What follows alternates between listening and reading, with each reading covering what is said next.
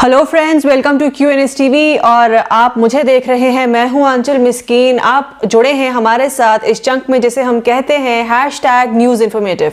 दोस्तों, इसी सिलसिले में हमारे पास जो आज एक खबर आई है, इनफैक्ट ये एक खबर नहीं है, ये हमने आज जो आपके सामने खबर लाई है, ये दो खबरों को मिलाकर जो एक आउटकम सामने आया है उस पर बात करने के लिए हम सामने आए हैं।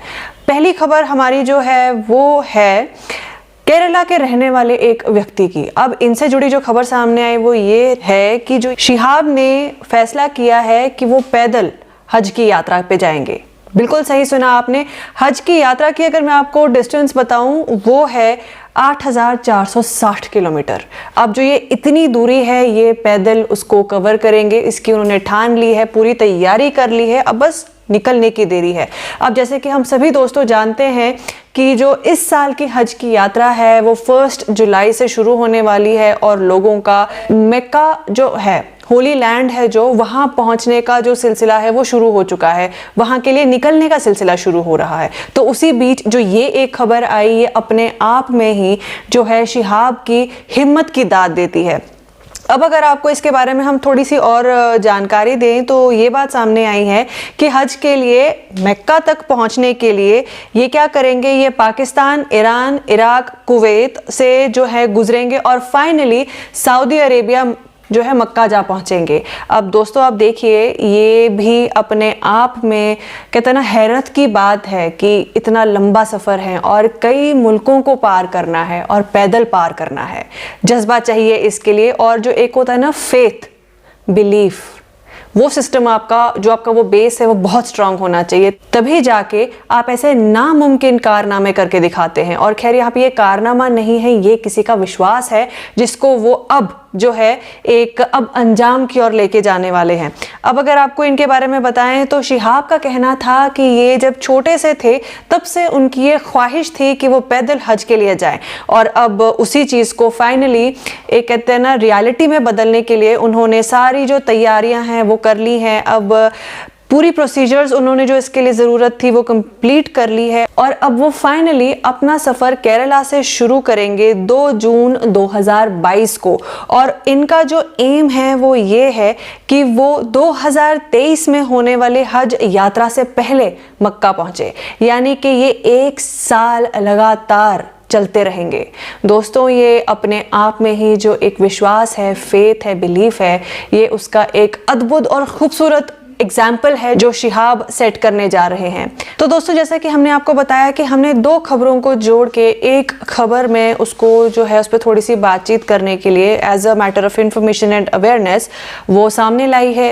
ये जो शिहाब पैदल यात्रा करेंगे ये एक हिस्सा था। दूसरी खबर जो है वो वैष्णो देवी कटरा से आई है। खबर है कि हेलीकॉप्टर के फेक टिकट्स वैष्णो देवी की यात्रा कर रहे यात्रियों को बेचने के जुर्म में 7 लोगों को गिरफ्तार किया गया, 7 लोगों को अरेस्ट किया गया।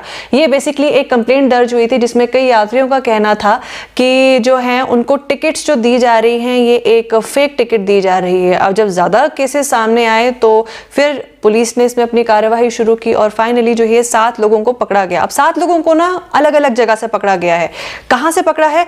जो 4 लोग हैं उनको राजस्थान से अरेस्ट किया गया और जो 3 हैं उनको बिहार से अरेस्ट किया गया। अब इसके अलावा इन्वेस्टिगेशन से ये बात भी सामने आई है कि जो फेक वेबसाइट्स हैं वो भी ऑनलाइन जरिए से काम कर रहे थे, जिससे वो जो यात्री हैं, जो पिलग्रिम्स हैं, उनको ठगने का, लूटने का काम कर रही थी। यानी कि यहाँ ये 7 लोग ही सिर्फ इन्वॉल्व नहीं थे जो फेक टिकट्स बेचकर यात्रियों को ठग रहे थे, उनकी आस्था को ठग रहे थे। इसी के साथ साथ जो फेक ऑनलाइन पोर्टल्स भी, कुछ ऐसी वेबसाइट्स चल रही थी जिसके जरिए भी यात्रियों को ठगने का पूरा काम चल रहा था और जिसको इस इन्वेस्टिगेशन के दौरान जो है उन वेबसाइट्स को बैन किया गया, ब्लॉक किया गया।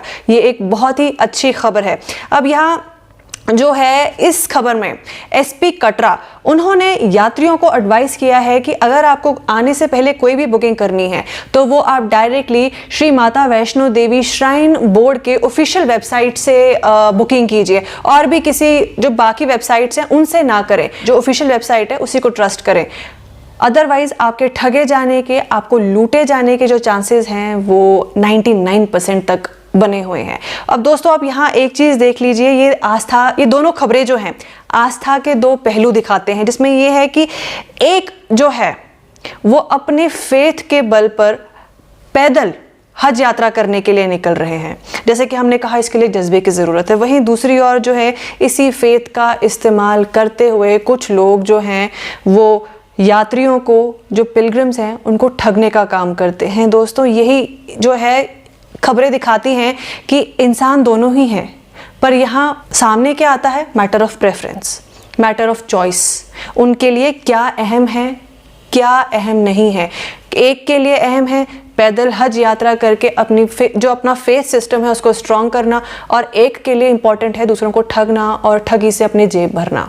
ये अनफॉर्चुनेटली एक कॉन्ट्रास्ट न्यूज़ थी, बट क्योंकि ये as a matter of awareness पता होनी चाहिए थे, as a matter of information आप तक पहुंचनी चाहिए थी, इसीलिए हमने इन दोनों खबरों को कंपाइल करके आपके सामने पेश किया। तो फिलहाल दोस्तों, हमारी जो आज की इस रिपोर्ट में जो है हैशटैग न्यूज़ इन्फॉर्मेटिव के अंडर जो हमने आप तक खबर पहुंचाई, उसमें सिर्फ इतना ही। हम फिर हाजिर होंगे आप सभी के सामने किसी और न्यूज़ रिपोर्ट के साथ। तब तक के लिए आप बने रहिए QNS TV के साथ और मुझे दीजिए इजाज़त। Bye bye.